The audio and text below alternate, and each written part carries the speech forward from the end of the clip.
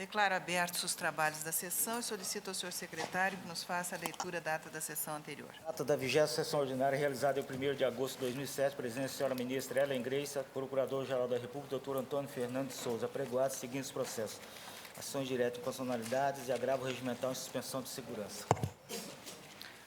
Sem nenhum reparo, fica a ata aprovada.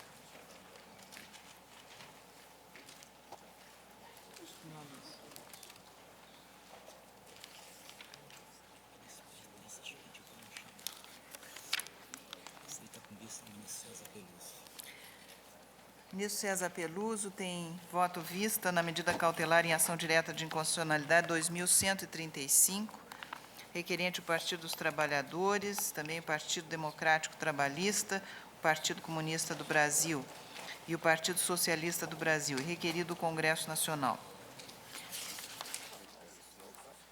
Senhor presidente, a questão subjacente à apreciação do pedido liminar diz respeito à constitucionalidade da reação dada ao caput do artigo 39 da Constituição da República pela emenda constitucional 1998. Penso, data vênia, ter o voto do eminente ministro Nery da Silveira, dado solução correta à controvérsia. Com efeito, o fato inarredável é que a proposta de alteração do caput do artigo 39 da Constituição Federal não foi aprovada pela maioria qualificada de 3/5 dos membros da Câmara dos Deputados em primeiro turno. Tal descumprimento da exigência prevista no artigo 60, parágrafo 2º da Carta da República, e reproduzido no artigo 202(7) no regimento interno daquela Casa, impede possa reputar-se consentânea com a ordem constitucional a atribuição de novo texto àquele dispositivo. Concedido o destaque para a votação em separado da proposta de alteração do artigo 39 da Constituição, DVS número 9, e objeto do artigo 5º do substitutivo, o novo texto só poderia considerar-se aprovado se os votos favoráveis atingissem o quórum mínimo exigido do artigo 60, parágrafo 2º, e equivalente a 308 deputados. Não logrou, porém, essa aprovação e, por isso, foi rejeitado expressamente. A despeito desse fato certo, a Comissão Especial de Redação, ao elaborar o texto enviado a segundo turno, deslocou o parágrafo 2º do artigo 39, integrado ao restante do artigo 5º do substitutivo, e com ele aprovado para o lugar do caput do artigo 39, cuja proposta de alteração havia sido rejeitada. Não há como ter essa transposição por mera emenda redacional. Regimento interno da Câmara, artigo 118, parágrafo 8º. Transferido o parágrafo 2º para o caput do artigo 39, no lugar da redação não aprovada para este último, acabou-se por modificar, sem o quórum necessário, o texto original do dispositivo que deveria prevalecer.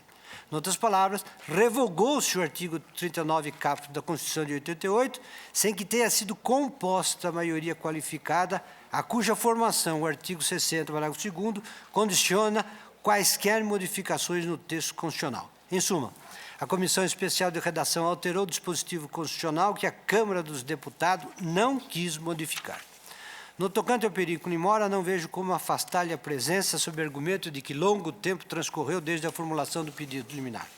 Seria absurdo, a meu ver, imputar ao autor da demanda a responsabilidade por demora que não deu causa. Por mais tempo que medeie entre a propositura da ação e o exame da medida de urgência, não se pode alçar tal lapso à prova de ausência de perigo se para ele não contribuiu o demandante. Do outro lado, sempre que a complexidade da causa ou o acúmulo de trabalho do órgão jurisdicional retardasse a apreciação de pedidos liminares, esses deveriam automaticamente ser indeferidos à falta de um dos seus requisitos.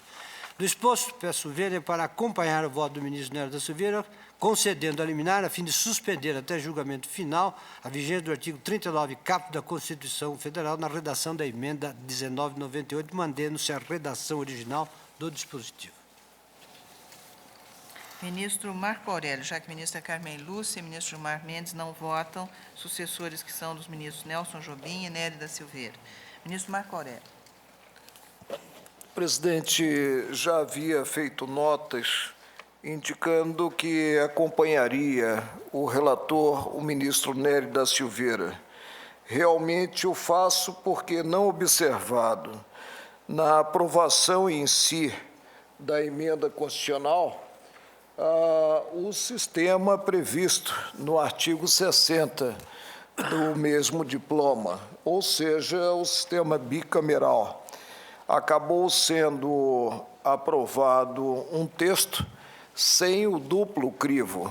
Acompanho Sua Excelência, o ministro relator, no voto proferido, já agora com a lembrança da matéria pelo ministro César Peluso.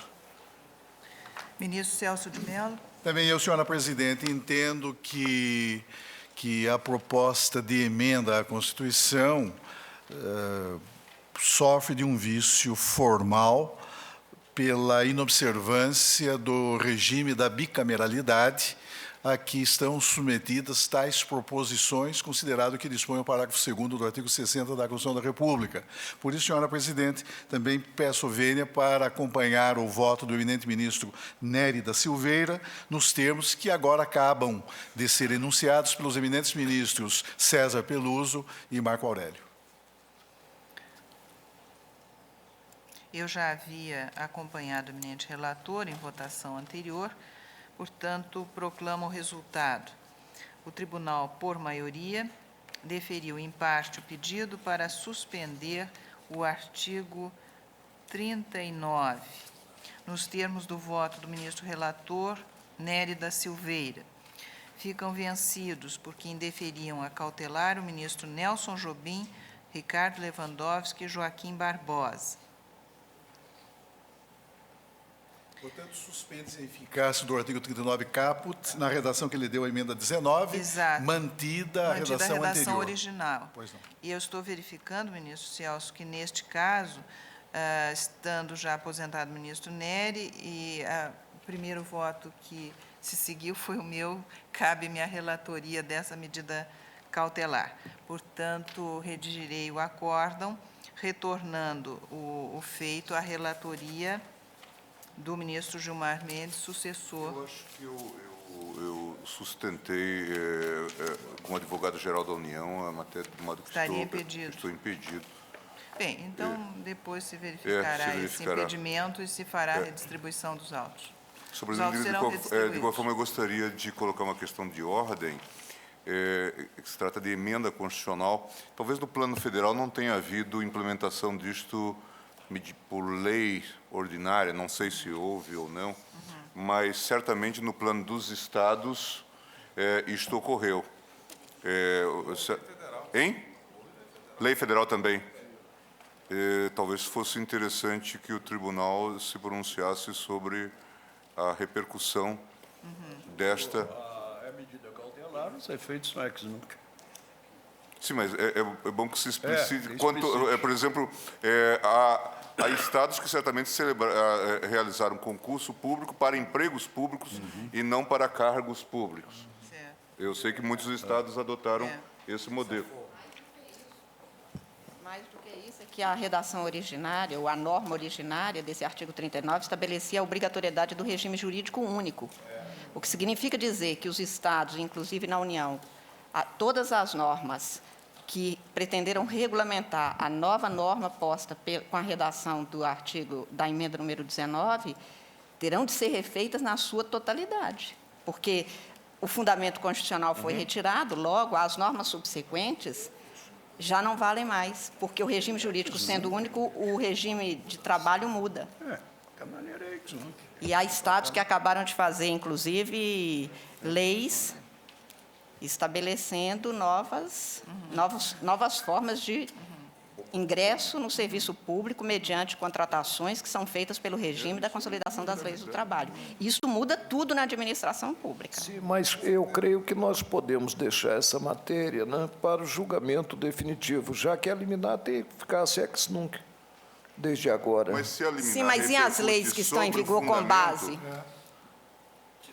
Qual é a alternativa? É da ex nunc? Não. Então, Não. qual a alternativa? Eventualmente, ressalvar Não. A vigência se desta é dado lei. ex nunc, já se resalva que... Eu acho que nós podemos Alternativa. deixar para refletir um pouco mais, né, depois de uma acomodação até pelo estado, gênero, né, no julgamento definitivo. Por ora, fixamos a eficácia ex nunc. Que é a própria das medidas Não é que é cautelares. própria. Não, a questão que se coloca é o Eu seguinte, compreendo a sua a preocupação. questão que se coloca é a seguinte. É cedo para nós Não é cedo, não. resolvermos Não é essa cedo, problemática. não é cedo, não. Não é cedo porque gera muitas perplexidades, sim. O que nós temos como a questão de ordem que eu estou a colocar? O que nós temos? Nós temos uma emenda constitucional que rompeu com o modelo único de regime, como destacado já pela ministra Carmen. Temos, então, a possibilidade de adoção de um regime plural. Alguns estados, e talvez a própria União, diz o ministro Joaquim, alguns estados, creio que no âmbito das agências reguladoras, talvez tenha esse tipo de regime, alguns estados já adotaram esse modelo de viés contratual. Pessoas realizaram concurso não para cargos públicos, mas para empregos públicos. Se essa emenda resta suspensa, e é a suspensão de vigência, isto repercute sobre o fundamento de validade dessas leis. Ministro, até o julgamento final, os atos praticados na vigência da emenda, né, eles são preservados. Vamos aguardar o julgamento de fundo? Não, mas é isso que o tribunal terá que dizer. Quer dizer, mas é natural. em relação à liminar, é isso. Não cabe. Nós estaremos antecipando numa providência precária e efêmera, que é a relativa à concessão da liminar, estaremos antecipando a decisão final, as consequências de uma decisão final, definitiva. Não, Eu acho que se repete o fenômeno Vamos que se aguardar deu um pouquinho. com a implantação do regime jurídico único. qual seja? A preservação. Qual seja a incorporação do pessoal eventualmente contratado em regime seletista no serviço público. Bom, então isso Então, é de uma gravidade. Então, o artigo todas as 39 consequências, não voltou a ser integralmente implantado, como eu vi no voto do ministro relator. Porque se o regime jurídico é único e é esta norma que volta a prevalecer, todas essas normas, estão lembrando aqui dos estados, mas eu estou lembrando dos municípios. Municípios também. São 5 mil municípios que lutaram muito para acabar com o regime jurídico único. E a maioria acabou. Agora, está certo, ministro, mas se o tribunal está dizendo que volta à redação originária, eu acho que talvez seja isso que o ministro Marco Aurélio tenha dito. A partir de agora, não se podem fazer novas normas, nem se podem fazer novas contratações, e aí é preciso congelar este quadro. Com uma lembrança, é que nós, inclusive, estamos em meio a alguns julgamentos aqui, exatamente por conta da mudança deste artigo 39. Estou dando exemplo no caso dos defensores públicos. Sim, é verdade. Eu creio que o julgamento está de bom tamanho, por enquanto. Por enquanto. Acho que a eminente relatora pode deixar claro que isto não significa revogação ou anulação das normas editadas anteriormente. Sim, é por isso que eu estou me pronunciando. Essa porque a decisão questão não opera desde sempre, e sim doravante, de modo a preservar a dualidade eventual de regimes. Pelo menos por hora. Por hora. Pelo menos por hora. em relação às leis Anteriores. anteriores. É só disso que eu cuido quando coloco a questão de ordem. Todas as leis editadas durante a vigência. A vigência... da emenda. Subsistindo a legislação Sim. editada com fundamento na redação Explicitar essa decorrente da emenda 19. Pois bem, então, Ministro Gilmar, Lei 9.962 de 2000 É sobre institui a contratação. a contratação, regime de emprego público pessoal. Mas não deve ter havido contratação de servidores no na âmbito prática, não sei se da é União. Eu sei que vários estados adotaram esse e programa. municípios, sobretudo, segundo a ministra Carmen. Certamente. Essas agências devem ter contratado, com certeza. As agências. Mas eu acredito que com essa fórmula... Estamos deixando de resguardar modo as explícito. situações consolidadas. Ficou a vida do Daqui para frente, se contratarem mais, corre o risco. Não, claro, não, mas não, porque a suspensão de vigência, obviamente, retira o fundamento de validade dessas leis para a frente. Não, por enquanto não, porque quando elaboradas, elas o foram em vigor o texto. o texto constitucional decorrente da emenda. Eu sei, mas não é de se esperar que eles possam... E como o nosso ato, como eu disse, é precário e efêmero, não é? Ele surte efeitos daqui para frente, no julgamento definitivo, aí vamos adentrar essa questão. Não, claro. Eu estou Mas dizendo, apanha essas leis. não é de se esperar que eles possam continuar a contratar, a fazer novos certames aí. Certamente não, né? Senão a decisão não teria Eficácia nenhuma. eficácia Terá uma nenhuma. base primária. Então, o tribunal, por maioria, volto a referir, vencidos os ministros Nelson Jobim, Ricardo Lewandowski e Joaquim Barbosa, defere em parte a medida cautelar para suspender a eficácia do artigo 39, caput da Constituição, com a redação que lhe foi dada pela Emenda Constitucional 19, de 4 de junho de 98, tudo nos termos do voto do relator originário, ministro Nélio da Silveira. Esclarecido nesta sentada que a decisão, como é próprio das medidas cautelares, terá efeitos ex nunc. Subsistindo a legislação editada nos termos da emenda ora declarada inconstitucional. Mas sem produção. Ora declarada suspensa, perdão. Isso, Nós Suspensa por enquanto. nós sinalizamos com isso a continuidade dos concursos para os empregos públicos. Não. Só em relação Eu creio que é uma demasia declarar a subsistência da legislação editada com base na emenda que estamos glosando. Para os concursos já realizados, eu até que admito. Só isso. É um problema sério. A impressão que eu tenho, se Vossa Excelência me permitir, é que nós já resolvemos essa questão ontem, quando falamos nas organizações sociais. Senhores ministros, chamo a julgamento a ação direta de... Vai poder contratar general. É que o fundamento aqui é outro, é de caráter formal, é de a emenda não ter sido... A primeira organização social, de que tanto se falou aqui, ela foi instituída com essa forma exatamente para fugir do regime. Isso, Historicamente. é. Desequilibra todos os sistemas.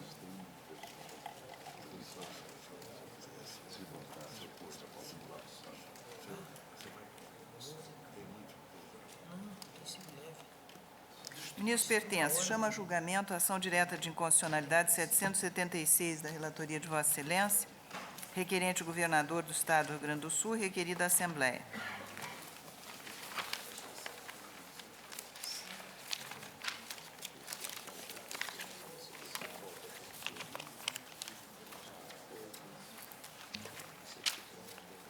Senhora Presidente, cuida-se de ação direta de inconstitucionalidade com pedido de medida cautelar, proposta pelo então governador do Estado do Rio Grande do Sul, Alceu Colares, da Lei Estadual 9.717, de 92, que veda o estabelecimento de limite máximo de idade para inscrição de candidato nos concursos públicos realizados por órgãos da administração direta e indireta do Estado.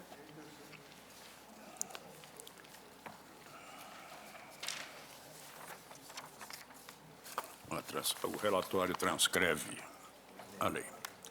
Aduz o proponente em síntese vício formal de inconstitucionalidade, pois a lei, sendo de origem parlamentar, não mais faz do que dispor sobre matéria o provimento de cargos cujo desencadeamento do processo legislativo é da competência privativa do chefe do Poder Executivo, que pode, considerando a razoabilidade, fixar limite máximo de idade para o provimento de cargos públicos.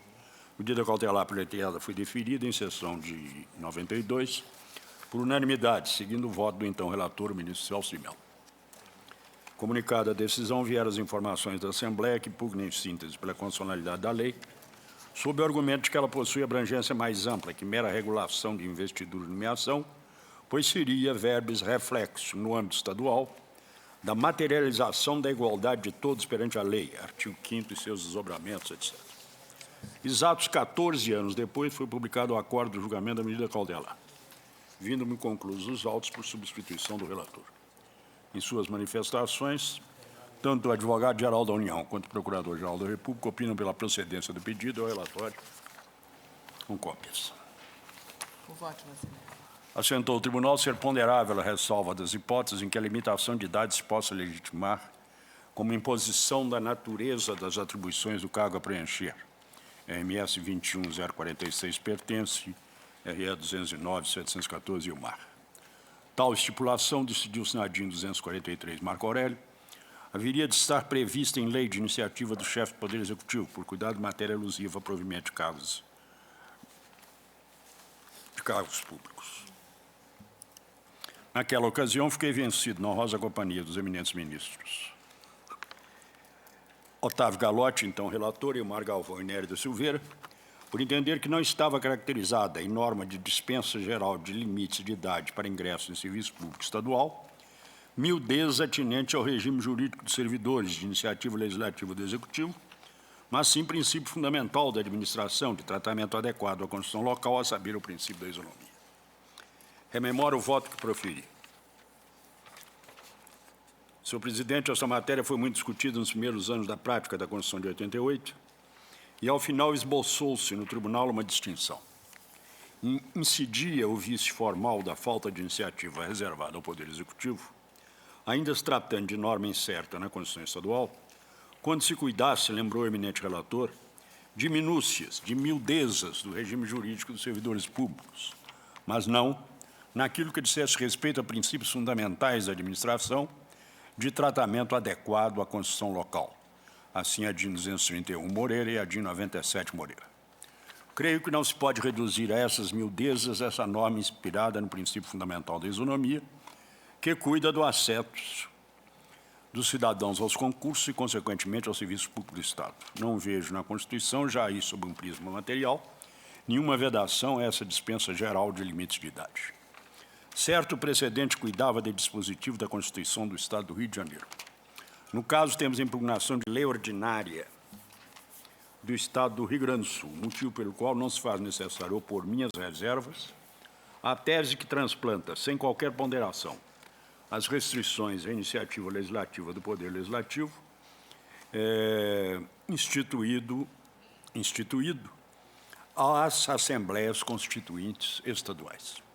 Tratando-se, contudo, de hipóteses de poderes de Estado já instituídos, acompanho o entendimento de que a vedação criada pela Assembleia Legislativa impede o exercício conferido ao governador pelo Poder Constituinte Ordinário de ponderação sobre a legitimidade na imposição de limites de idade para ingresso em determinados cargos do serviço público. Esse é o quadro julgo procedente à ação direta para declarar a inconstitucionalidade da Lei 9.717, de 20 de agosto de 92, do Estado do Rio Grande do Sul. É meu voto. Ministra Carmen Lúcia. Vício formal, então, né? Vício formal. Trata-se de lei ordinária, então não está em causa o problema em que termos se transplanta para as constituições estaduais a regra de reserva de iniciativa. Ministra Carmen Lúcia. Acompanho o relator, Excelência. Ministro Carlos Lewandowski. Ministro Eros Grau. Ministro Joaquim. Também eu. Ministro Carlos Brito. Com o relator. Ministro César Peluso. Ministro Gilmar Mendes. Também. Ministro Marco Aurélio. Também eu, Ministro senhor. Celso de Mello. Também eu. Tribunal unanimidade. Julgou procedente a ação nos termos do voto do relator. Ministro Sepúlveda pertence. Ação direta de inconstitucionalidade 1895. Requerente o governador do Estado de Santa Catarina e requerida a Assembleia daquele Estado. Governador do Estado de Santa Catarina propõe ação direta de inconstitucionalidade com pedido liminar do inciso 3 do artigo 26, do artigo 27, seus parágrafos 1º e 2º, parágrafo único do artigo 85 e do artigo 88 da Lei Complementar Estadual 170 de 98, que dispõe sobre o Sistema Estadual de Ensino. Este é o teor dos dispositivos impugnados. Artigo 26, educação básica nos níveis fundamental e média será organizada de acordo com as seguintes regras comuns. Inciso 3. Duração de hora-aula por disciplina definida de acordo com o projeto político pedagógico da escola, garantida ao docente hora-atividade incluída na jornada de trabalho de todos os professores e com igual a duração a de hora-aula, assim entendido o período reservado a estudos, planejamento, preparação de aulas e avaliação. Artigo 27. a carga horária de trabalho escolar prevista nessa lei complementar fica assim distribuída na grade curricular. No período diurno, 5 aulas de 48 minutos a partir da quinta série aos ciclos finais do ensino fundamental médio. No período noturno, 5 aulas de 40 minutos a partir da quinta série, etc. Na educação infantil e até a quarta série, os ciclos iniciais do ensino fundamental, 4 horas de permanência do aluno na escola, podendo ser progressivamente ampliadas. A escola, dentro do seu projeto político-pedagógico e regimento, fica assegurada autonomia para dispor sobre outra forma de organização da carga horária legal na grade curricular. O intervalo de tempo destinado ao recreio faz parte da atividade educativa e, como tal, se inclui no tempo de efetivo trabalho escolar e na carga horária de trabalho dos profissionais da educação. O artigo 85, caput, não impugnado, dispõe na universalização do ensino obrigatório. O Estado e os municípios, em cumprimento ao disposto no artigo 211, parágrafo 4º da Constituição Federal, garantirão, mediante convênio, dentre outras formas de colaboração, o uso comum e articulado dos seus espaços físicos e recursos humanos e materiais, precedido de autorização dos órgãos normativos e gestores dos sistemas envolvidos. Parágrafo único, este impugnado. No caso de transferência de unidade escolar de uma rede para outra, os profissionais de educação efetivos e lotados serão mantidos em exercício na mesma unidade, salvo se ocorrer a pedido, opção pela remoção, garantindo-se em ambos os casos a percepção integral dos vencimentos, bem como os demais direitos funcionais previstos em lei. Artigo 88, o Poder Executivo Estadual, até 60 dias após a publicação da presente lei, remeterá à Assembleia Legislativa do Estado projeto de lei compatibilizando o Estatuto e Plano de Carreira do Magistério Público Estadual, as disposições dessa lei complementar.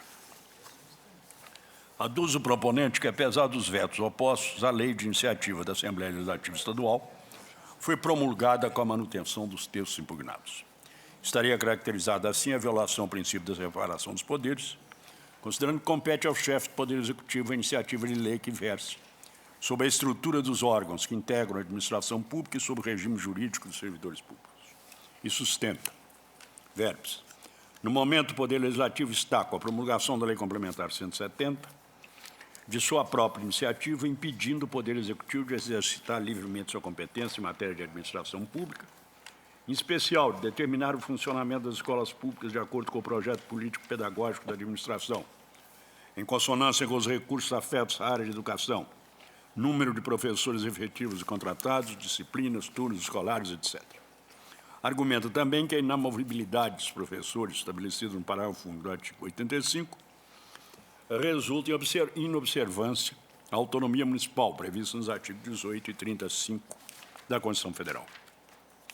Nas informações, a Assembleia Legislativa do Estado defende a constitucionalidade dos dispositivos questionados, aduzindo em síntese que apenas exerceu suas atribuições constitucionais e regimentais sem ferir a harmonia e independência dos poderes.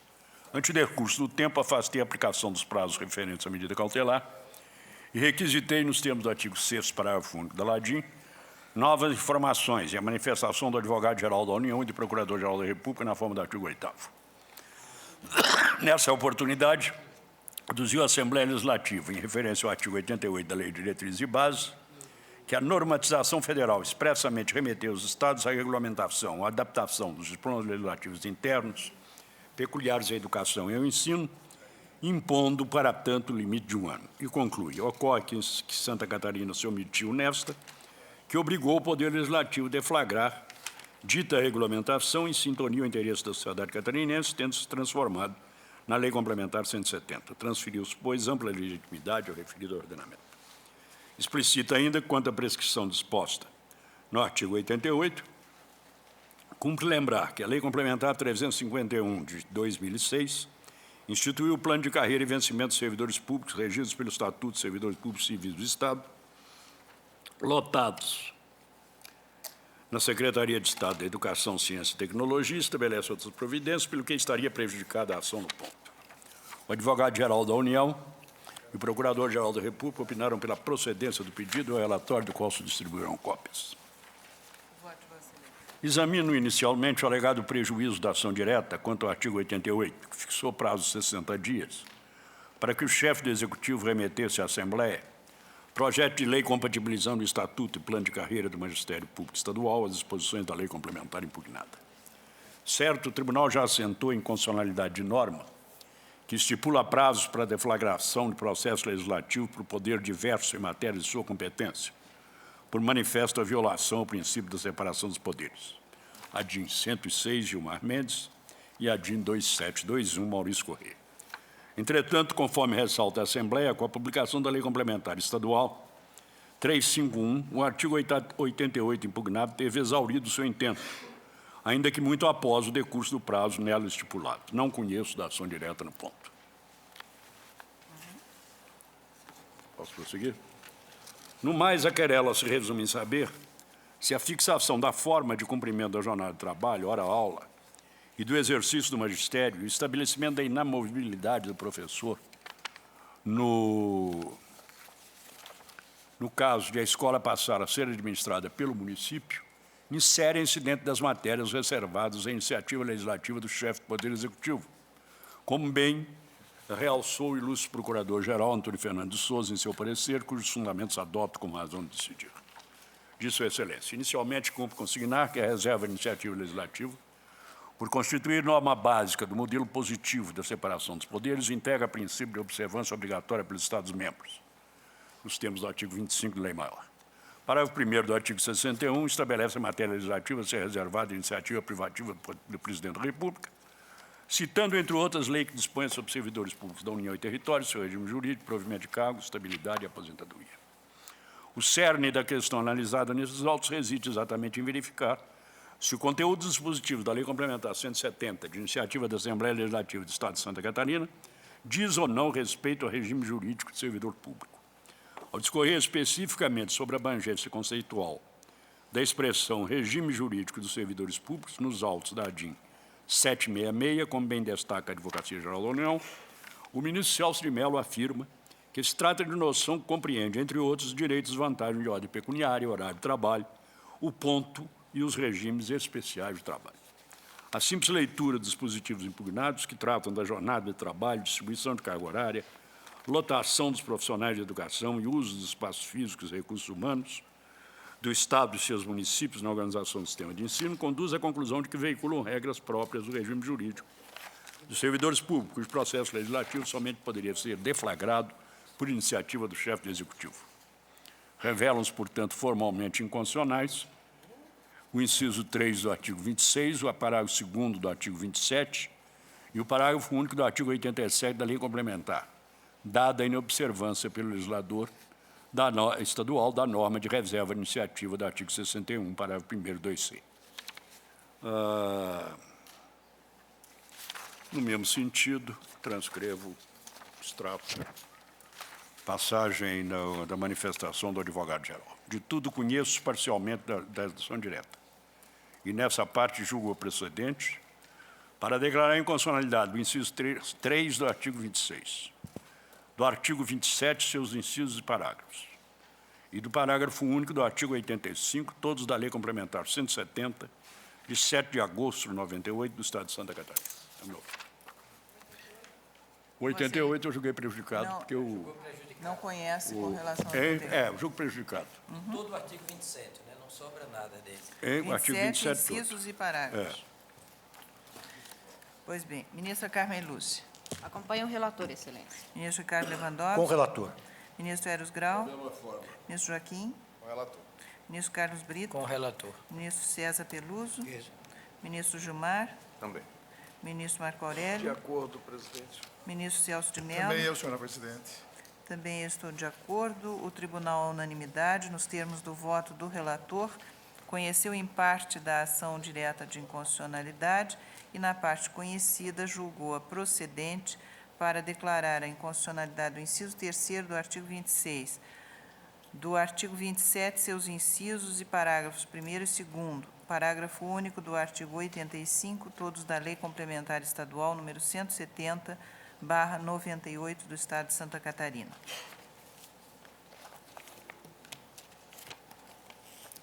Ministro pertence, ainda da relatoria de Vossa Excelência, agravo regimental no mandado de segurança 25.818, agravante Raimundo Lima de Freitas, e agravados o presidente do Tribunal de Contas da União e o presidente do Tribunal Regional Federal da 5ª Região. Neguei seguimento ao mandado de segurança impetrado por servidor público da Justiça Federal do Estado do Ceará contra atos imputados ao presidente do Tribunal de Contas e ao presidente do Tribunal Federal da 5ª Região, substantivados na sustação do pagamento de precatório decorrente de sentença transitada em julgado em 2 de 9 de 91, ação ordinária número tal, onde lhe teria sido reconhecido o direito de incorporação aos seus vencimentos do percentual de 84,32%, referente ao IPC do mês de março de 1990. Afirma o impetrante que os atos impugnados tiveram por fundamento que decidido no acórdão 1157, TCU, Primeira Câmara, na parte em que considera ilegal a concessão do percentual, devido em função de sentenças transitadas em julgado aos vencimentos do impetrante, em frontal desrespeito à coisa julgada. Tendo em vista as informações prestadas pelas autoridades coatoras e com apoio nos documentos juntados aos autos, dando conta de que o acórdão proferido pelo Tribunal de Contas não tem qualquer relação com o impetrante e que a sustação do pagamento precatório questionada teve por fundamento decisão proferida pelo Superior Tribunal de Justiça em medida cautelar incidental na ação rescisória MC 1602, Ceará, afirmei a ilegitimidade passiva do processo do Tribunal de Contas da União e a consequente incompetência do Supremo Tribunal Federal para conhecer da impetração. No agravo regimental, aduzo o impetrante em suma desconsideração das informações prestadas pelo TRF da 5ª Região, sob o argumento de terem sido oferecidas intempestivamente. Sustenta ainda que, apesar do acórdão do TCU referir-se a outro servidor, a determinação de supressão de parcelas oriundas da atualização do salário de todos os planos econômicos de todos os servidores do órgão, em total observância de todas as sentenças judiciais, à medida que seu final remete a IN 44/2002, ou seja, a extensão da decisão a todos os casos análogos. Instado a manifestar-se, o Ministério Público Federal opinou pelo desprovimento do agravo e relatório. Conforme ressaltou o presidente do TRF da 5ª Região em suas informações, a suspensão no pagamento precatório não decorreu de determinação do Tribunal de Contas da União, mas de decisão do Superior Tribunal de Justiça, na medida cautelar 1602. Ademais, o fato de essas informações, datadas de 5 de abril de 2006, terem chegado ao Supremo Tribunal apenas um dia útil após o término do prazo previsto no artigo 7º da LMS, não afasta a oportunidade de sua apreciação. Entretanto, quando proferida a decisão agravada, o Supremo Tribunal ainda não havia alterado o entendimento de que, declarando-se incompetente, não lhe cabia indicar o órgão jurisdicional competente para a causa, que somente veio ocorrer em 21 de 9 de 2006, no julgamento do MS 25087, pleno Carlos Brito. Assim, tendo em vista que o ato impugnado também foi imputado ao presidente do TRF da 5ª Região, nego o provimento ao agravo regimental, mas determina a remessa dos autos ao Tribunal Regional Federal da 5ª Região, para que decida do mandado de segurança como entender de direito, a meu voto. O presidente relator nega provimento ao agravo regimental e determina sua remessa ao Tribunal Federal da 5ª Região. Há divergência? O Tribunal, unanimidade, negou provimento ao agravo regimental nos termos do voto do relator. Ministro Sepúlveda pertence. Agravo regimental nos embargos de divergência, nos embargos de declaração, no recurso extraordinário 233.563, em que é agravante Agrofel Comércio de Produtos Agrícolas Ferrarim e agravado Estado do Rio Grande do Sul. Este teor da decisão agravada são inviáveis os embargos de divergência. Este tribunal pacificou o entendimento, segundo o qual a regência dos embargos de divergência no Supremo Tribunal está contida no Código de Processo Civil em face da revogação tácita do parágrafo 3º do artigo 335 do Regimento Interno, pelo artigo 511 do Código de Processo Civil, com a redação dada pela Lei 8.950 de 94. Assim, o embargante deverá comprovar, no momento da interposição do recurso, o recolhimento do preparo sob pena de tê-lo como deserto. RS 170.717, Carlos Veloso, e RS 146.747, Marco Aurélio. Portanto, não efetuado o preparo no ato da interposição dos embargos de divergência, nego-lhe seguimento. Alega o agravante que o preparo é indevido, já que não há legislação pertinente que o exija nos embargos da divergência, conforme o artigo 511 do CPC. Afirma ainda que a competência para legislar em termos de direito processual é exclusiva da União. Sustenta alternativamente que deve prevalecer o disposto no regimento interno deste tribunal, que permite o recolhimento do preparo em período posterior. É o relatório. O voto, Vossa Excelência.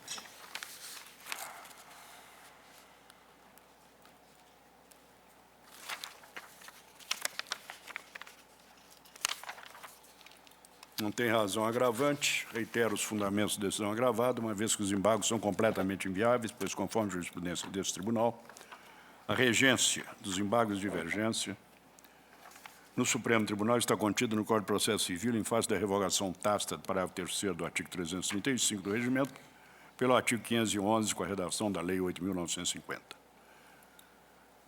Manifestamente infundado o agravo, nego o provimento, condena agravante a pagar agravado, multa de 1% sobre o valor corrigido da causa. O eminente relator nega provimento e impõe multa. Há divergência? Tribunal, unanimidade, nos termos do voto do relator, negou provimento ao agravo regimental. Ministra Carmen Lúcia, Vossa Excelência é relatora na ação rescisória número 1536, em que autor Irineu Azevedo Bastos e outros, e réu o Estado de São Paulo. Presidente, essa é uma ação rescisória proposta por servidores públicos do Estado de São Paulo. São aposentados no cargo de agente fiscal. Deixa-me achar só um minuto.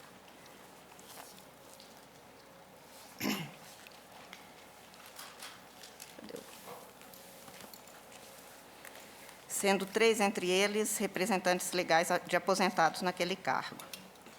Eles pleitearam nos autos da ação ordinária 639 de 93, que foi ajuizada em 23 de julho de 93 perante a 7ª Vara da Fazenda Pública Paulista, fosse-lhes reconhecido o direito, aspas, ao pagamento da parte que lhes cabe no rateio de cotas do prêmio de produtividade a que se refere o artigo 7º, parágrafo 3º, itens 1 e 2 da Lei Complementar Estadual 567, de 88, a partir de sua edição, acrescido de juros, correção monetária e demais combinações legais com fulcro no disposto no parágrafo 4º do artigo 40 da Constituição Federal. Estou lendo a petição inicial daquela ação.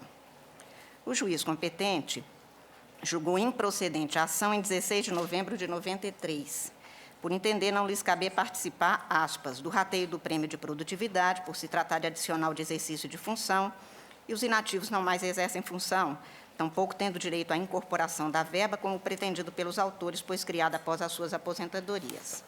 A situação jurídica dos autores e a do pessoal da ativa é distinta, dizia o juiz, razão do distinto tratamento jurídico.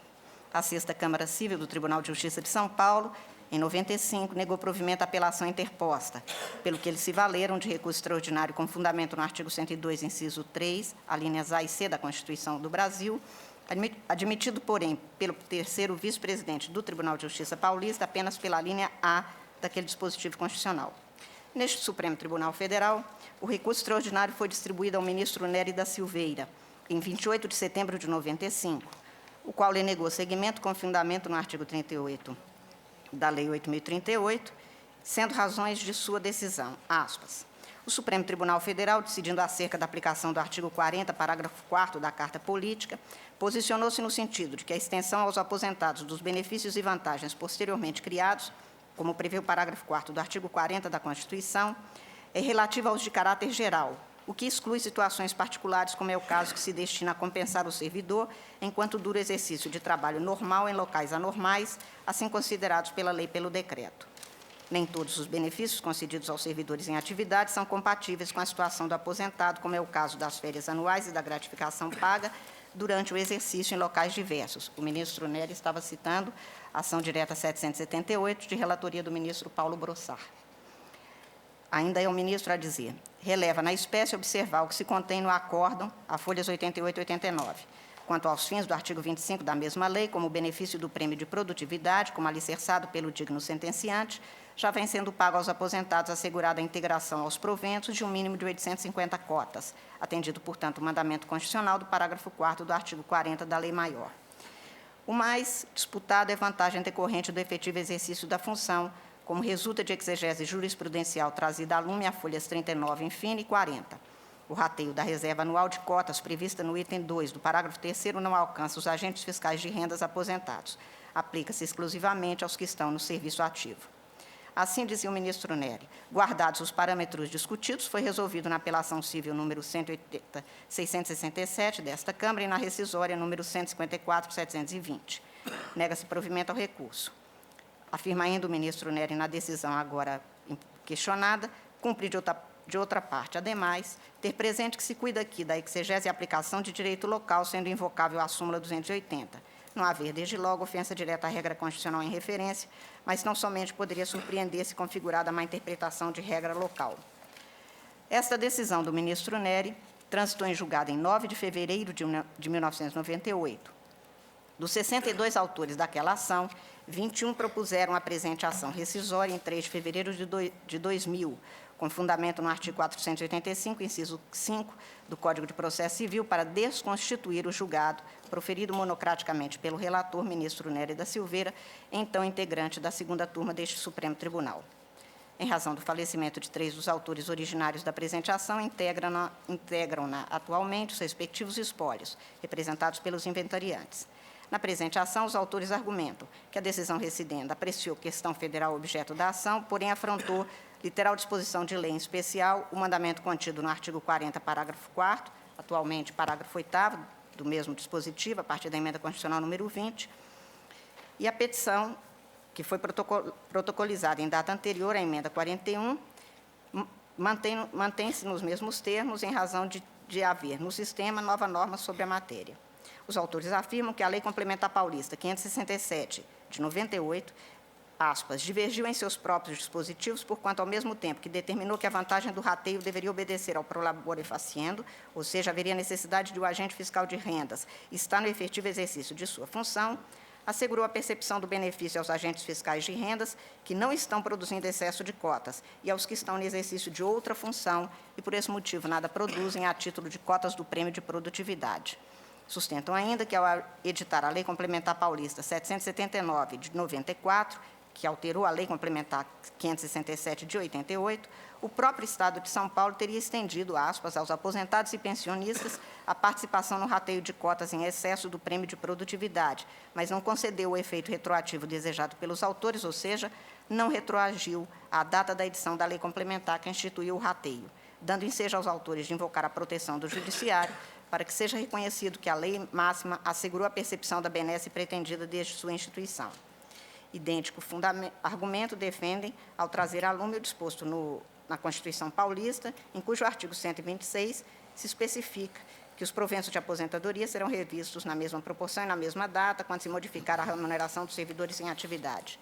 Requereram a rescisão do julgado, adotado no recurso extraordinário 195.438, proferindo-se novo julgamento para que lhes fosse reconhecido o direito à participação no rateio de cotas em excesso do prêmio de produtividade a partir do advento da Lei Complementar 567. Comprovaram o depósito sobre o valor da causa, nos termos do artigo 488, inciso 2 do Código de Processo Civil. A representação processual estava regular. Na contestação apresentada em 30 de maio, o Estado de São Paulo afirmou em preliminar a incompetência do Supremo Tribunal para apreciar a rescisória, entendendo que a decisão do ministro Nery da Silveira apenas teria concluído por negar seguimento ao recurso extraordinário dos autores. Vale dizer, considerou não ter o recurso interposto condição de admissibilidade, na medida em que inseriu hermenêutica de direito local, inexistindo ofensa direta à Constituição. E, no mérito, sustentou que o acórdão que confirmou a sentença deu interpretação à lei sem ofensa a dispositivo da Constituição Federal. Argumentou ainda que o agente fiscal de renda deixa de produzir ao se transferir para a inatividade, não mais fazendo jus ao prêmio de produtividade.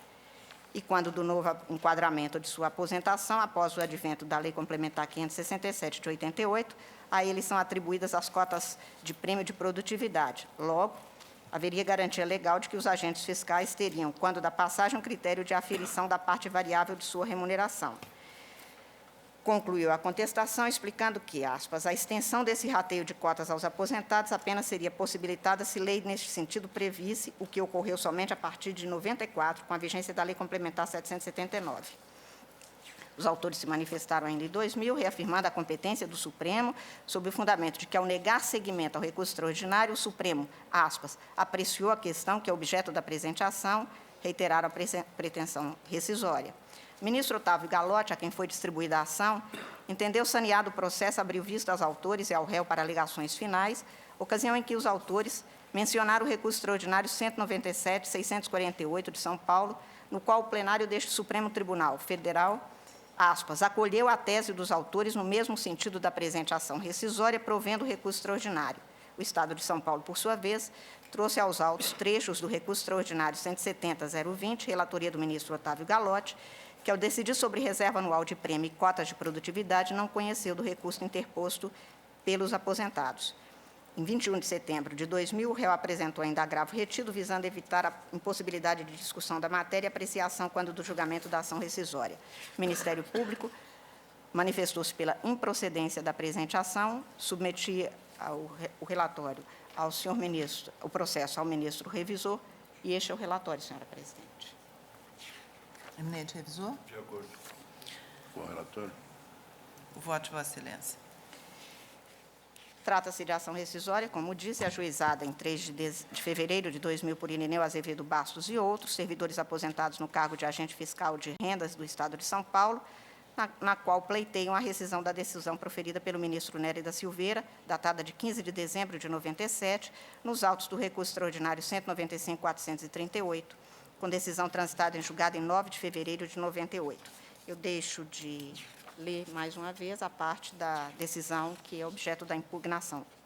A presente ação foi ajuizada ao argumento de que a decisão, que se pretende ver agora rescindida, teria ofendido literal disposição da lei, pois o artigo 7º, parágrafo 3º, itens 1 e 2 da Lei Complementar Paulista 567, teria afrontado o disposto no artigo 40, parágrafo 8º da Constituição da República. Exata e rigorosamente a mesma matéria, versada na presente ação, foi objeto de amplo debate nesta Casa em outra ação rescisória, a ação rescisória 1535, de relatoria do ministro Ilmar Galvão, em cujo precedente se entendeu que, aspas, administrativa, Estado de São Paulo, agentes fiscais de rendas inativos, Lei Complementar número 567, de 88, rateio da reserva anual de cotas relativas ao prêmio de produtividade, ação rescisória, em que se alega violação literal ao artigo 40, parágrafo 4º da Carta Magna, na redação anterior à emenda constitucional número 20.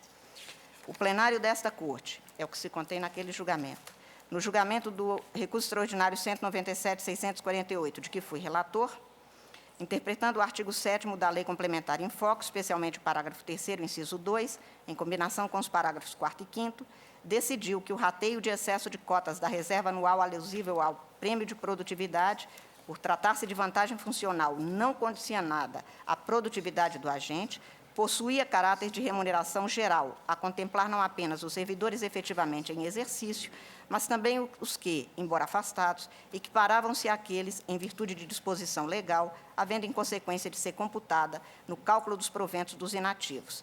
Ação rescisória que se julga procedente para o fim de rescindir-se a decisão impugnada, com consequente conhecimento e provimento do recurso extraordinário. Se verificar, portanto, que o rateio do prêmio de produtividade dos agentes fiscais de rendas de São Paulo, objeto da presente ação, não guarda relação com o desempenho das funções desenvolvidas no cargo, tendo natureza geral e sendo extensiva a todos os servidores do quadro, ativos e aposentados. Assim é, porque podem recebê-lo tanto os que estão na ativa, quanto os que estão afastados de suas funções em razão de férias, licença-prêmio, casamento, luto, faltas abonadas, licença gestante, entre outras hipóteses elencadas no parágrafo 6º do artigo 7º da Lei Complementar Paulista 567, de 88. Seguindo essa linha, no sentido de que os benefícios de caráter geral são extensíveis aos inativos, há precedentes neste Supremo Tribunal Federal, estou listando uma página inteira com os precedentes, inclusive alguns rigorosamente com base na Lei Complementar 567 Paulista. O artigo 1º da Lei Complementar Paulista 779, de 94, que alterou o parágrafo 3º do artigo 7º da Lei Complementar também Paulista 567, que passou a vigorar, tem os seguintes termos. O excesso de quantidade de cotas apurado em cada semestre terá a seguinte destinação. O valor correspondente até 2.700 cotas será pago com a remuneração referente aos meses de fevereiro e agosto, subsequentes ao respectivo semestre, ao agente fiscal de rendas que produziu o excesso. O remanescente, que constituirá a reserva anual de cotas, será distribuído mediante rateio simples, em 31 de dezembro, aos agentes fiscais de rendas ativos, inclusive os abrangidos pelos afastamentos indicados no parágrafo 6º desse artigo, aos agentes fiscais de rendas aposentados e aos beneficiários de pensão de agente fiscal de renda, e será pago com a remuneração, proventos e pensão referentes ao mês de abril do ano seguinte ao de sua formação. Além disso, o prêmio de incentivo à produtividade instituído pela Lei Complementar Paulista 804, já agora de 95, também foi estendido aos inativos nos moldes do artigo 9º. O prêmio será extensivo aos inativos na forma a ser regulamentada pelo decreto a que se refere o parágrafo único do artigo 4º desta Lei Complementar.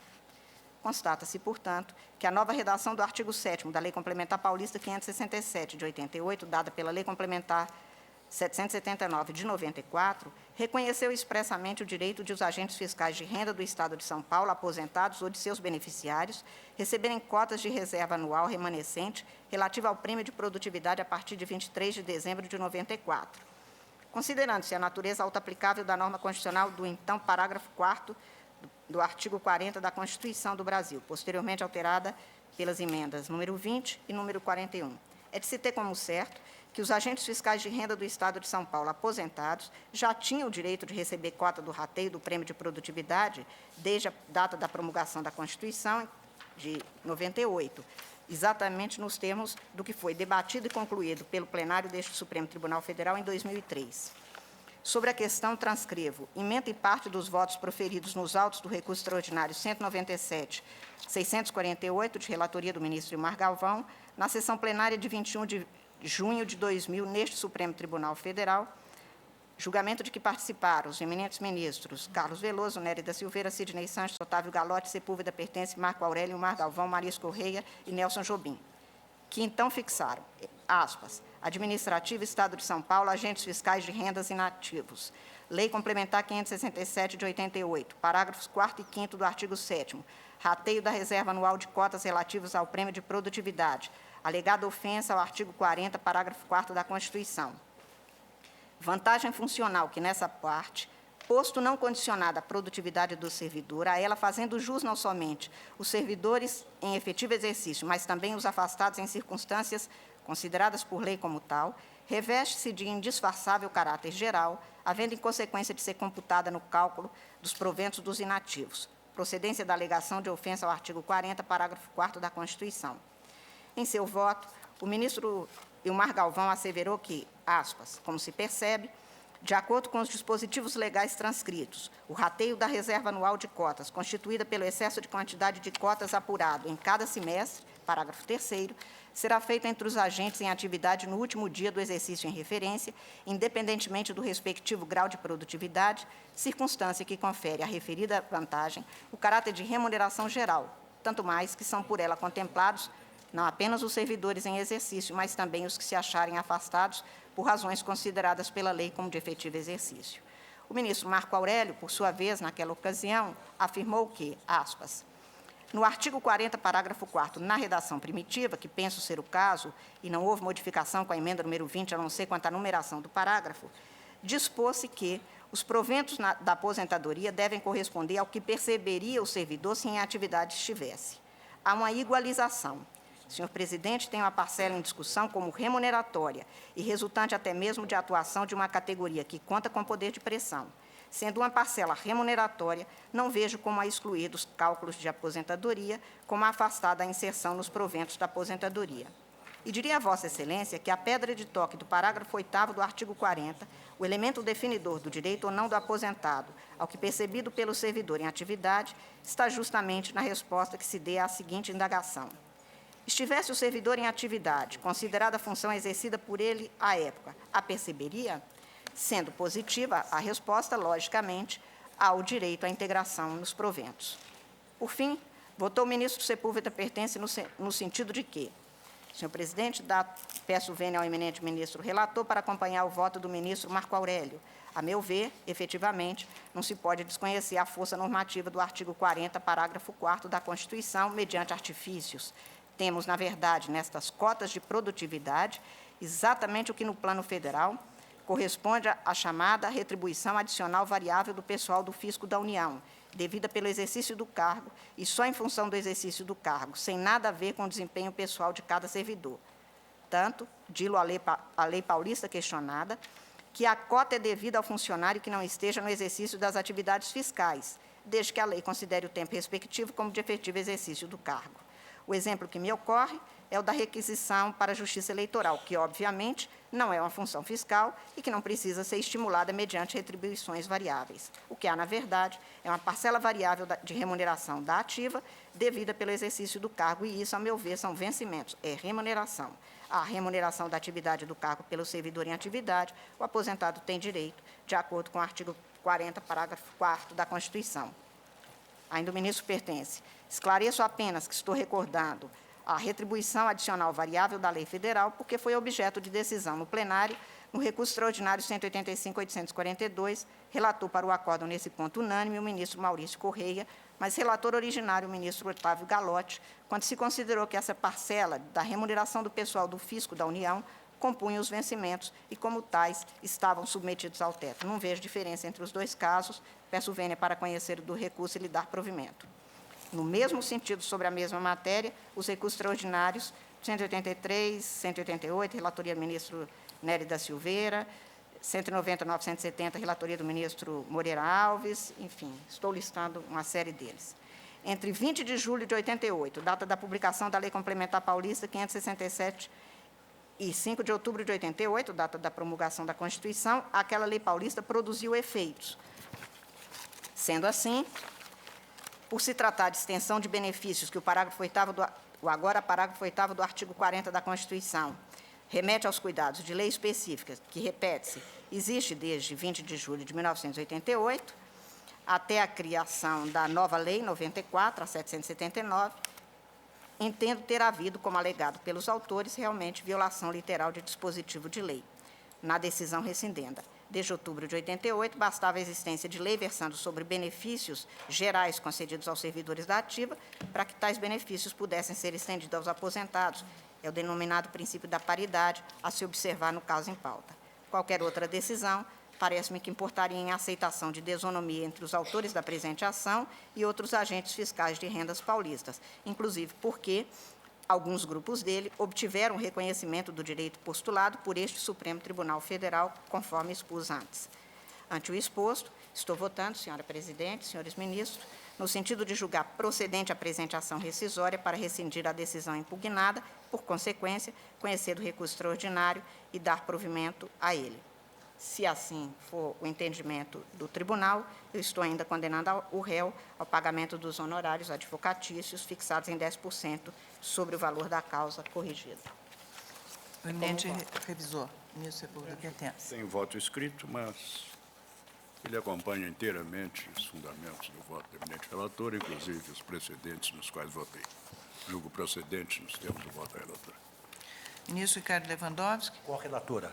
Ministro Eros Grau. Relator. Ministro Joaquim Barbosa. Também. Ministro Brito. Com a relatora. Ministro Peluso. Acordo. Ministro Gilmar Mendes. Ministro Marco Aurélio. Presidente, todos sabem a visão flexível que sempre tive sobre o parágrafo 4º do artigo 40 e, posteriormente, parágrafo 8º do mesmo artigo da Constituição Federal. E, tanto quanto possível, sempre julguei, sempre votei no sentido de admitir a extensão de vantagens concedidas ao pessoal da ativa aos inativos. Neste caso concreto, me defronto com uma dificuldade. E a dificuldade está na circunstância de o ministro Nery da Silveira não haver admitido o recurso extraordinário porque em jogo se fazia, sem se ter no acórdão proferido na origem parâmetros contrários à Constituição Federal, legislação local. E Sua Excelência, então, mencionou no item 7 da decisão rescindenda, que é uma decisão individual, cumpre de outra parte, ademais, ter presente que se cuida aqui de exegese e aplicação de direito local, sendo invocável para se ter como inadequado recurso extraordinário o verbete 280 da súmula. Não haver, desde logo, ofensa direta à regra constitucional em referência, o 40, parágrafo, creio, 4º, àquela época. Mas tão somente poderia surpreender se configurada a má interpretação da regra local em foco. Esse dado, para mim, essa premissa consignada na decisão rescindenda, afasta a possibilidade de se concluir pela violência a literalidade de preceito da Constituição. O recurso extraordinário não é meio adequado para se chegar à intangibilidade do direito local, Por isso, eu peço vênia também, até levando em conta que vários autores da ação plurima, apreciada na origem, não ingressaram com a rescisória, para julgar improcedente o pedido formulado. Ministro Celso. Com a eminente relatora, senhora presidente. Também eu peço vênia, ministro. Pois não. Ministro Marco Aurélio, de mostrar que a garantia constitucional da paridade de proventos e vencimentos é daquelas normas constitucionais que reclamam verificar, conforme a lei local, se se trata ou não de vantagem geral, dada pelo exercício do cargo e não por condição específica do servidor. Por isso, temos várias vezes examinado vantagens concedidas por lei local, ora para conceder a extensão aos inativos, ora para negá-la. Presidente, apenas para esclarecer a premissa de meu voto. O que é consignado na decisão rescindenda, levou em conta justamente as premissas do acórdão prolatado pelo Tribunal de Justiça de São Paulo. Premissas que estariam direcionadas a revelar que em jogo se fez, segundo a legislação do Estado, uma parcela inerente à atividade, ou seja, uma parcela decorrente da produtividade daqueles que estariam a prestar serviço. Tendo em conta essa premissa, não vejo como concluir pela violência ao 40, parágrafo 4º. Entendo correta a colocação do relator do extraordinário, o ministro Nélio da Silveira, quando evocou o verbete 280, que integra a súmula da jurisprudência da Corte. Se houvesse, na decisão do regional, premissas que levassem à extensão do benefício concedido aos ativos aos inativos, com a maior satisfação eu caminharia no sentido de entender procedente o pleito de rescisão e prolação de um outro acordo, conhecendo e provendo o extraordinário. Mas não há no acordo. Eu torno a frisar, em jogo se faz parcela que, por natureza, somente é devida àqueles que estão produzindo. Assim Ou seja, parcela durante vários casos, até que se notou que esse prêmio de produtividade era concedido aos servidores da ativa quando estivessem em exercício de outras funções que se considerassem de efetivo exercício. Daí o exemplo que dei de um funcionário requisitado pela Justiça Eleitoral, que obviamente não exerce função fiscal. E apenas, ministro Marco Acredito Aurélio, que só essas pra- premissas não estão na interpretação do direito local, não acordam prolatado eu pelo apenas Tribunal de queria- Justiça, mas é um ponto de vista Não, eu apenas. queria daí. apenas só para realçar para Vossa Excelência que, na decisão rescindenda, o ministro Nery da Silveira foi taxativo no inciso 5 ao dizer... Não, eu li toda a decisão de Sua Excelência. Então, ele cita expressamente a Apenas matéria considero constitucional. Só que no final. ele vislumbrou também esse óbice, né? E óbice que ele para mim é cita coerente o tempo com as todo o premissas artigo do Acordo 40. do Tribunal de Justiça, ou seja, a impossibilidade de, mediante o recurso extraordinário, né, se reinterpretar legislação local.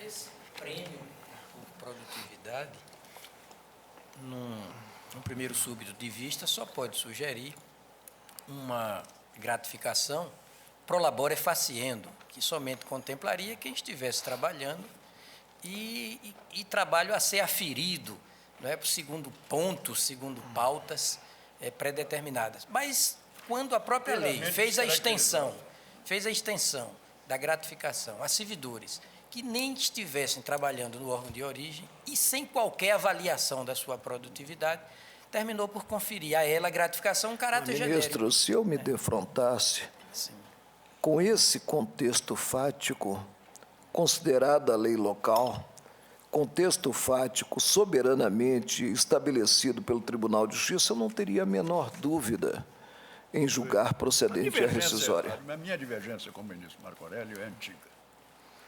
O caso mais vetusto é problema de direito intertemporal, de alegação de direito adquirido. E costumo citar velhos acórdãos, do saudoso ministro Luiz Gallotti, a mostrar que aí não se tratava de mera interpretação de direito De lei local, perfeito. porque é necessária solucionar, Uma conforme questão a Constituição, um problema de direito intertemporal constitucional. Constitucional. Isso. O que, aliás, se faz A habitualmente. mesma natureza é a regra da paridade. Senão ficaria fácil aos estados e municípios se subtrair ao comando constitucional, porque ficariam imunes completamente ao controle de constitucionalidade na matéria. Vejo que nós estamos sendo mais flexíveis no julgamento da ação rescisória, do que somos na apreciação dos recursos extraordinários. Inúmeras vezes, nessa matéria, fico vencido na turma. E aqui há um outro dado, né, ministro? É que como alguns grupos desses agentes fiscais do Estado aposentados entraram com a rescisória e ganharam no plenário deste tribunal.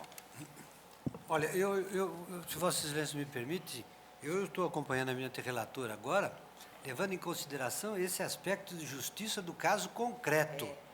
Teoricamente, eu estou absolutamente de acordo com o ministro Marco Aurélio por dois motivos. Primeiro, porque a consideração do ministro relator na decisão rescindenda, nos itens 5 e 6, a mim são meros obter dicta.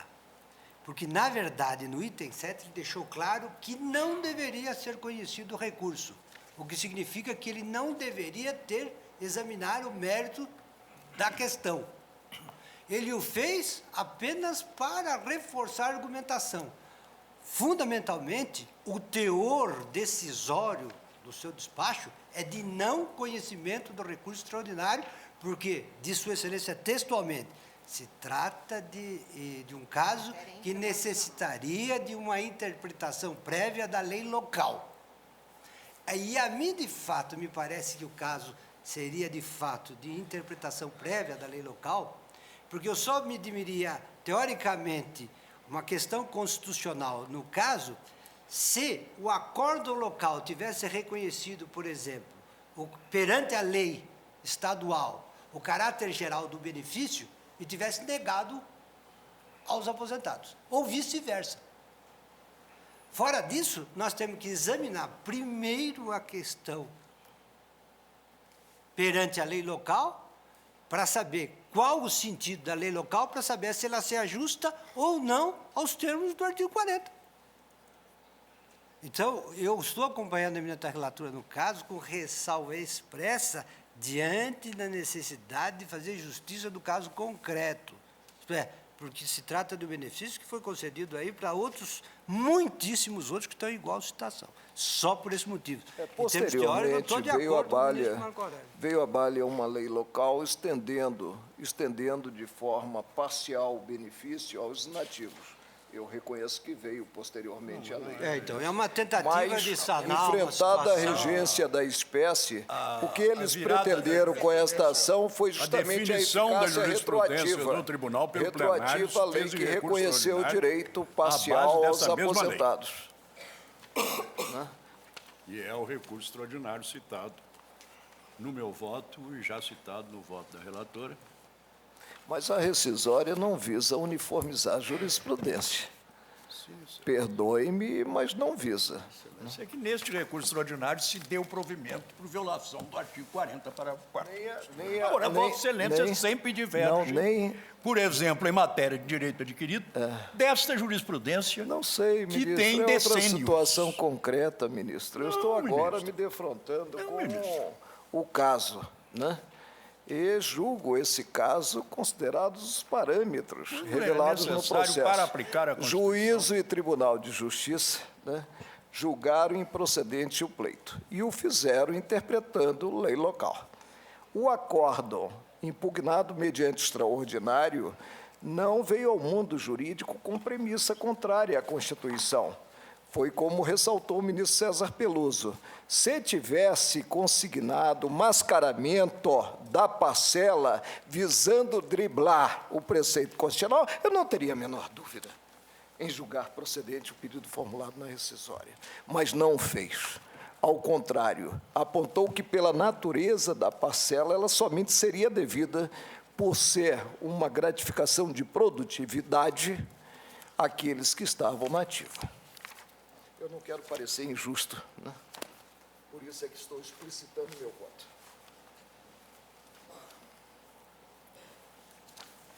Bem, eu convênio do ministro Marco Aurélio, que diverge da maioria, julgo como a relatora procedente a ação rescisória. E proclamo o resultado. O tribunal, por maioria, vencido o eminente ministro Marco Aurélio, julga procedente a ação rescisória, conhece do recurso extraordinário e lhe dá provimento, tudo nos termos do voto da relatora.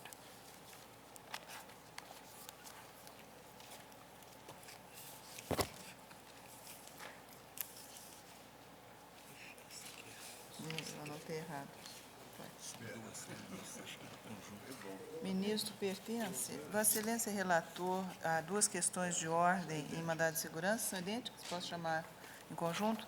Questão de ordem em mandado de segurança 26.749, impetrante Ali Maslum, impetrado Conselho Nacional de Justiça, e questão de ordem em mandado de segurança 26.770, impetrante Ali Maslum, impetrado Conselho Nacional de Justiça. Senhora Presidente, cuida-se ambos os casos, mandado de segurança com pedido liminar, contra a decisão do Conselho Nacional de Justiça, que julgou improcedente o procedimento de controle administrativo por acórdão assim emendado. Juiz Federal, pedido de trancamento de processo disciplinar por violação do artigo 41 da LOMAN, ou subsidiariamente, em razão da consumação do prazo prescricional previsto no artigo 142.2 da Lei 8.112 de 90. Requer seja declarada a nulidade absoluta do julgamento do processo por vício de impedimento, previsto no artigo 252.3 do CPP, combinado com 326, parágrafo 6º do Regimento Interno TRF Terceira Região, e por violação do artigo 93.10 da Constituição. Precedentes desse CNJ e do STF, quanto à competência do órgão especial para julgamento de processo disciplinar contra juiz. Princípio da unidade da Constituição, ausência de violação do artigo 41 da LOMAN, violação do artigo 252 do CPP não caracterizada, eis que o impedimento refere-se à atuação de magistrado em outra instância e não no mesmo tribunal. precedentes do STJ e do STF. Prescrição a ser verificada apenas com o reconhecimento da prática de infração disciplinar. Procedimento de controle administrativo improcedente, por não haver razão suficiente para o trancamento de processo disciplinar, bem como para declarar a sua nulidade absoluta no âmbito do egrégio Tribunal Federal da Terceira Região. O chamado PCA foi requerido pelo impetrante, juiz federal, para inibir a deliberação em curso em órgão especial do Tribunal Regional Federal da Terceira Região sobre a instauração de processo disciplinar contra ele. A impetração repisa as mesmas alegações de ilegalidade do processo disciplinar, de cuja abertura se cogita no TRF, resumidas na emenda transcrita e que, em razão delas, deveria ter sido obstada pelo Conselho Nacional impetrado. Decido. A emenda constitucional 4504 instituiu o Conselho Nacional de Justiça e o inseriu na estrutura orgânica do Poder Judiciário, entre o Supremo Tribunal Federal e os demais órgãos da função jurisdicional da União e dos Estados. Artigos 92, 1A. Ao definir-lhe, porém, as atribuições, Constituição, artigo 103b, parágrafo 4º, a emenda deixou inequívoco que não outorgou ao CNJ poderes jurisdicionais, mas apenas atribuições de controle da atuação administrativa e financeira do Poder Judiciário e do cumprimento dos deveres funcionais dos juízes, dentre os quais são de realçar as previstas nos incisos 2 e 3 da mesma disposição constitucional. 2. Zelar pela observância do artigo 37 e apreciar de ofício ou mediante provocação a legalidade dos atos administrativos praticados por membros ou órgãos do Poder Judiciário. 3. Receber e conhecer das reclamações contra membros ou órgãos do Poder Judiciário, inclusive contra seus serviços auxiliares, serventias e órgãos prestadores de serviços notariais e de registro que atuem por delegação do poder público oficializados, sem prejuízo da competência disciplinar e correcional dos tribunais, podendo avocar processos disciplinares. Sob essa perspectiva, digo eu, é que se há de entender a linha R do artigo 102.1 da Constituição, também aditada pela Emenda Constitucional 45, que conferiu ao Supremo Tribunal a competência originária de processar e julgar as ações contra o Conselho Nacional de Justiça.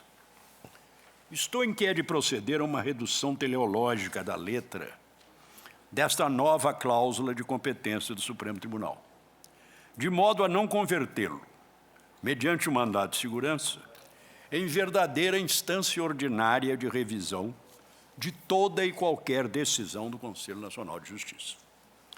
É preciso distinguir entre as deliberações do CNJ, que impliquem intervenção na órbita da competência ordinária confiada, em princípio, aos juízes ou tribunais submetidos ao seu controle, daquelas que, pelo contrário, traduzam a recusa de intervir. Quanto às primeiras, as positivas, não há dúvida de que o CNJ se torna responsável pela eventual lesão ou ameaça de lesão a direito consequentes, submetidas ao controle jurisdicional do Supremo Tribunal Federal. Assim, por exemplo, as que avoquem processos disciplinares em curso nos tribunais, apliquem sanções administrativas, desconstituam ou revejam decisões deles ou lhes ordene providências.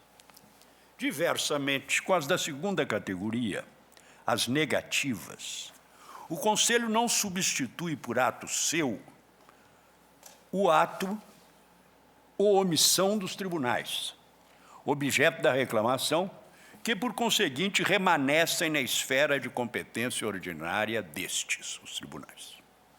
Assim, o ato ora questionado. Nele, o CNJ, ao recusar o pedido do interessado de ordenar ao TRF que não instaurasse o processo disciplinar cogitado, nada decidiu contra a sua instauração ou não, que deixa simplesmente a deliberação do órgão judicial reclamado.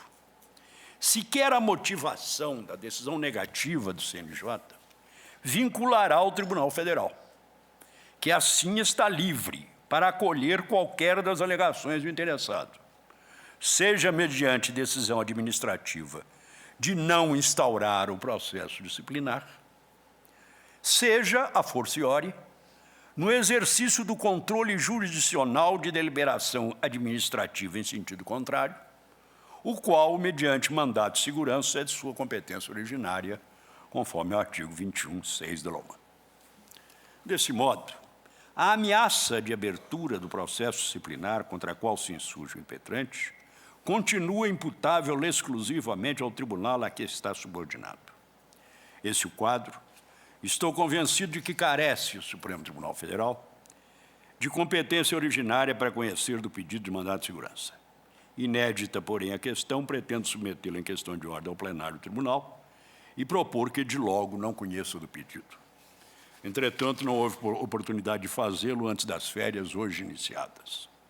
Por ora, basta-me, contudo, o entendimento declinado para indeferir ou eliminar e determinar seja o caso posto em mesa, na primeira sessão plenária após as férias, para suscitar questão de ordem. É o despacho de 28 de junho de 2007. E eu, portanto, voto pelo referendo e pelo não conhecimento do mandato de segurança. Sem que deixe de ser esclarecido que só não foi trazido em data de ontem, porque o eminente advogado representante solicitou maior prazo para apresentar memoriais. Distribuir memoriais.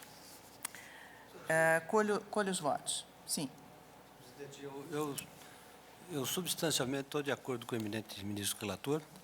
Considero a matéria da mais alta relevância, não apenas porque envolve, de certo modo, a definição das competências do Conselho Nacional de Justiça, mas também um problema não apenas de competência desta Corte, mas também um problema prático, que é exatamente o risco de o Supremo Tribunal ser, nesta linha, transformado em instância revisora automática, mecânica e permanente de qualquer ato do Conselho Nacional de Justiça. Acho que realmente cabe inteiramente essa redução teleológica proposta pelo eminente ministro relator, mas não gostaria de acompanhá-lo sem pretensão alguma de adicionar argumentos, mas apenas de chamar a atenção para o problema que, de certo modo, tem se repetido. Sobre ambos os pontos de vista.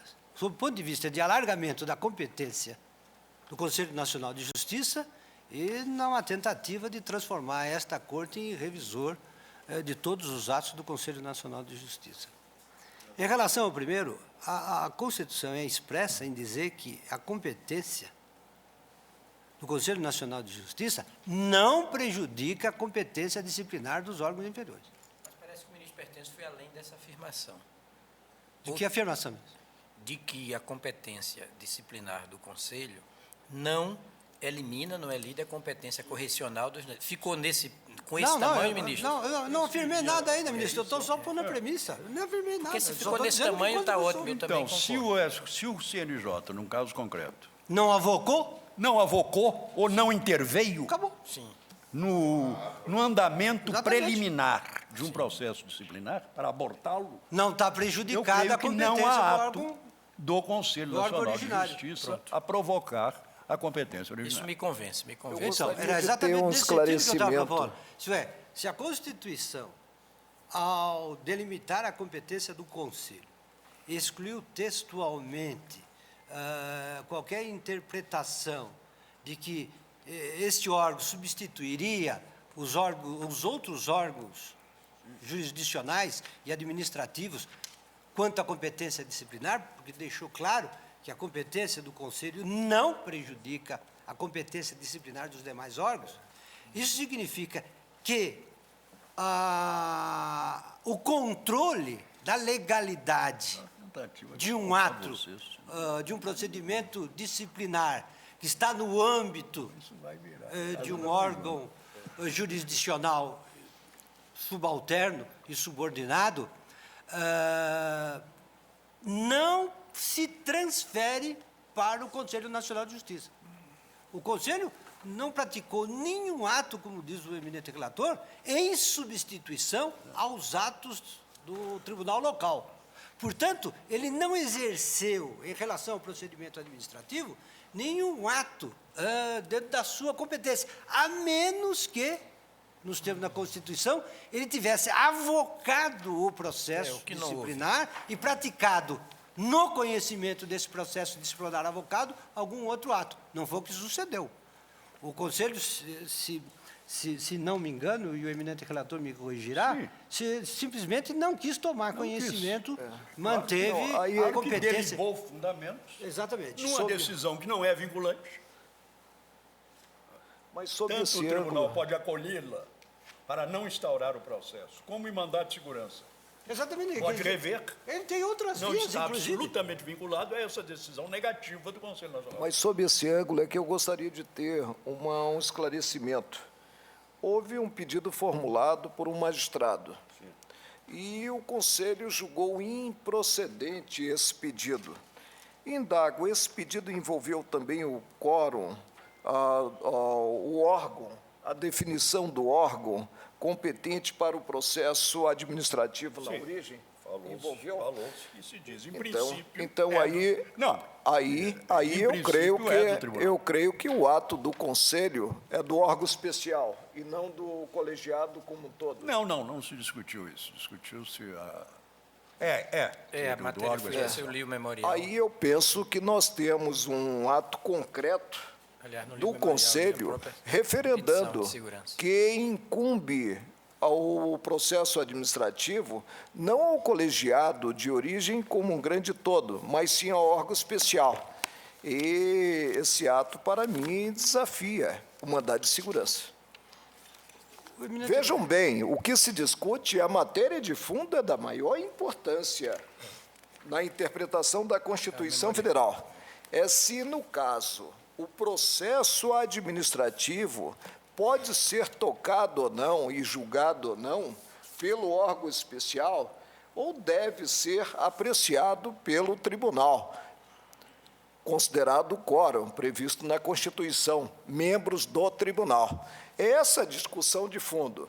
O que houve, então? O insurgimento do magistrado, insurgimento junto ao Conselho. O Conselho simplesmente declarou não conhecimento Exatamente, esse é o problema. desse pleito, não, foi ao fundo e disse, não, competente é o órgão especial. Ao assentar que competente é o órgão especial, a meu ver, esse ato do Conselho, né, ele, evidentemente, referenda a atuação da Corte de origem e desafia. Sequer se manifestou a respeito ainda. Sim, mas ele se manifestou e já disse que competente é órgão especial. Aí cabe, a meu ver, a matéria da maior importância. Cabe, a meu ver, pelo menos a sequência do mandado de segurança, né? Para que, aparelhado o processo, o tribunal venha a deliberar a respeito. Posso esclarecer uma questão de fato? Eminente relator? O que foi discutido no CNJ foi não só a competência do tribunal como um todo e não só do órgão especial, mas também levantou-se a suspeição de todos os desembargadores que participaram do julgamento do processo crime. Isso com base num acórdão do... E a suspeição foi afastada. Foi afastada. Então, foi afastada. esse ato, evidentemente, Este né, ato não ele vincula pode o ser Tribunal Federal. sindicalizado, ele pode ser sindicalizado mediante mandado de segurança. Agora, se procede ou não um pleito formulado no mandado de segurança, a questão é outra. Esse que é o problema. Examinar o Esse que é o problema problema. da- Eu tenho a impressão Não que... sei, excelência. Aí vamos dizer Conselho depois. agiu per O que nós temos é que se concluiu, né, pela incompetência do Supremo para julgar esse mandado de segurança. Eu até perguntaria, qual seria então o órgão competente, se o ato é do Conselho Eu acho Nacional de Justiça? concluída essa decisão do Tribunal Regional Federal, por um dispositivo que Vossa Excelência não gosta e eu também não gosto, é do Tribunal Regional Federal.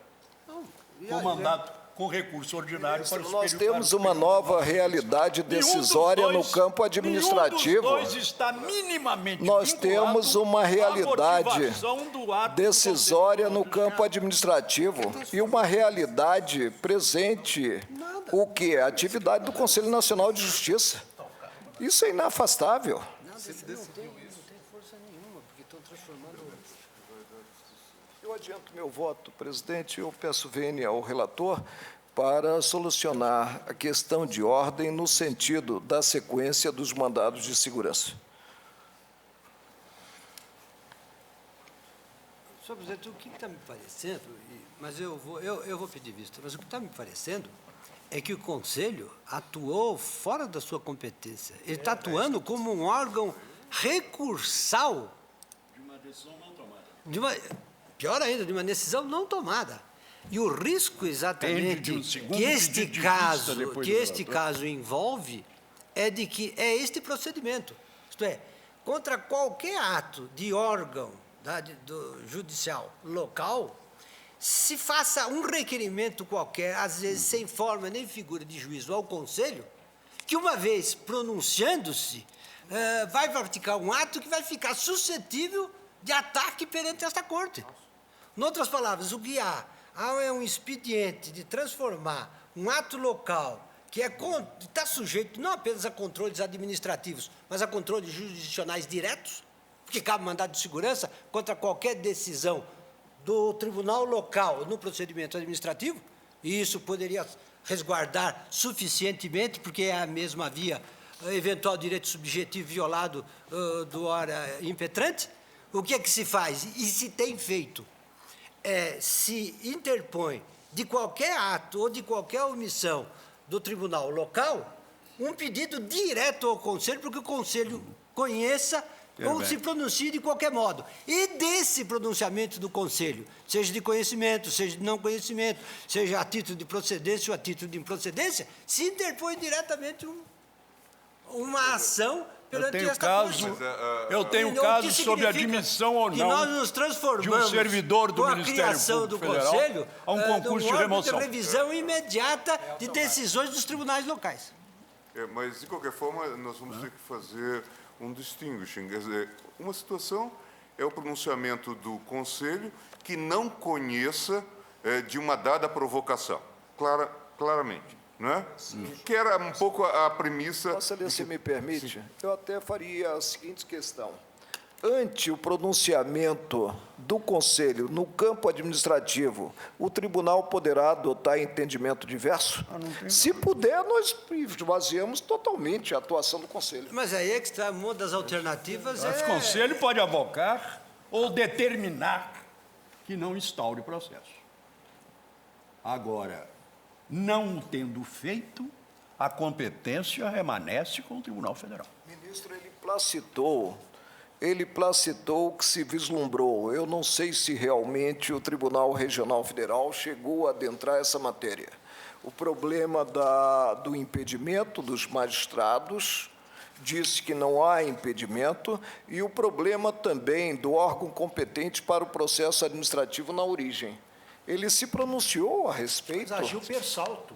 Pessalto, mas não importa, não importa. Nós aí vamos ferir essa questão no julgamento do mandado de segurança. Não, mas é exatamente esse. Essa é uma Agora, a sequência, simplesmente se assentar que esse mandado de segurança é inadequado, prevalecendo o ato do Conselho, aí, para mim, é um passo muito mais largo. uma questão, de fato, o Conselho realmente ele não se pronunciou sobre a questão da prescrição, sobre a aplicação da Lei 8.112 em matéria de prescrição, não se pronunciou. Ele não se pronunciou a respeito do impedimento, da suspeição dos desembargadores que participaram do julgamento da questão penal, que depois não houve processo penal, porque foi trancado por esta Corte. E não se pronunciou sobre quase tudo, mas foi invocado a suspeição e ele não se pronunciou. E o Tribunal Regional se pronunciou. Não conheceu do pedido formulado? Se ele não conheceu do pedido formulado, sim. Aí nós não temos ato a ser impugnado. Sim, mas a não ser o de não conhecimento, insistindo o impetrante no conhecimento. Pois é, e exatamente isso que eu tenho visto aqui, olha, só para em relação, por exemplo, ao caso de consumação de decadência, é textual. Isto é, o Conselho diz que é improcedente, mas isso, tecnicamente, não quer dizer nada. Diz assim, além disso, a existência ou não da prescrição... Logo quem o Conselho não vai ter um apego pela boa técnica? Só poderá ser verificada com reconhecimento da prática de mercado. Era um pedido de ordem ao Em Tribunal caso, Nacional que ele se não recusou há a dar. ainda definição quanto à prática da infração disciplinar. Portanto, não há como analisar essa suposta alegação de consumação. Isto é, o Conselho simplesmente não conheceu. Não importa que lá à frente ele diga que julgou improcedente o pedido. Na verdade, o Conselho deixou de examinar essas questões porque entendeu que não era hora de examinar. Não era hora de examinar. Senhor presidente, Segurança a impugnação do ato omissivo, que seria omissivo, mas mesclado de comissivo do Conselho. Que se ordene ao Conselho Nacional de Justiça que ordene ao Tribunal Federal que não instaure processo administrativo. Como no outro caso, quer que se ordene ao Procurador-Geral da República que admita determinado servidor num concurso de remoção. O Tribunal, o Conselho disse assim, não é problema meu, e está um mandato de segurança posto perante o plenário do Supremo Tribunal para decidir a respeito. Quer dizer, é a multiplicação da letra N. Não apenas a multiplicação da letra N, é uma forma de evitar que o Conselho se afogue em ninharia. Porque a menos que isso tenha sido uma falsa notícia, o Conselho já teria conhecido de caso de remoção de funcionário determinado por juiz de direito. Então, o Conselho Nacional de Justiça, que a Constituição atribuiu das mais relevantes funções sobre a administração do judiciário, fica se preocupando com remoção de servidor determinado por juiz de primeiro grau.